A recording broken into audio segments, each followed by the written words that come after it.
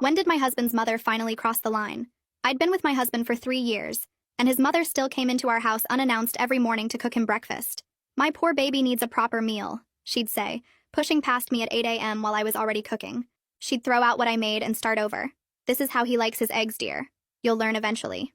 My husband was the youngest of a family of 7 and the only boy, meaning he was a forever baby in his mother's eyes. At 18, she was still ordering for him at restaurants and forcing him to open his mouth so she could check if he brushed his teeth properly. Now that we're married, she sends me videos on how to iron his shirts and repeatedly texts how I'll never be able to care for him like she can.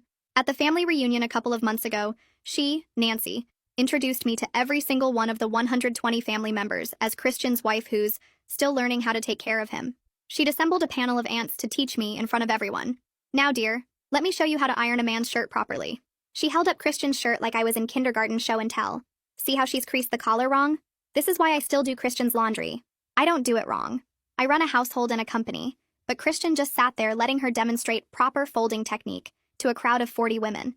When I mentioned I had a system that worked, Nancy laughed. Oh, sweetie, watching YouTube videos isn't the same as real experience. I've been taking care of men for 40 years. During lunch, she announced to the table that she'd been secretly meal prepping for us. I found out she's been feeding my son frozen dinners. Can you imagine? That's why I drop off fresh meals every day. The meals she drops off go straight to the trash because I cook fresh every night. But Christian said nothing. Her sister asked about children and Nancy jumped in before I could speak. Oh, she's not ready. She can barely take care of Christian. Yesterday she didn't even know you have to separate his work shirts from his gym clothes. I had to come over and restore his entire closet. She didn't have to. She broke in while we were at work. When dessert came, Nancy started her favorite story. You should see her trying to manage their finances. Christian called me crying because she tried to create a budget in Excel.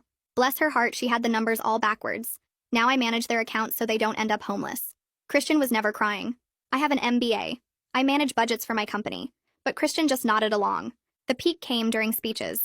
Nancy stood up with a microphone. I want to toast my beautiful son and his wife. Christian, you know I worry about you every day. Living with someone who tries her best. But don't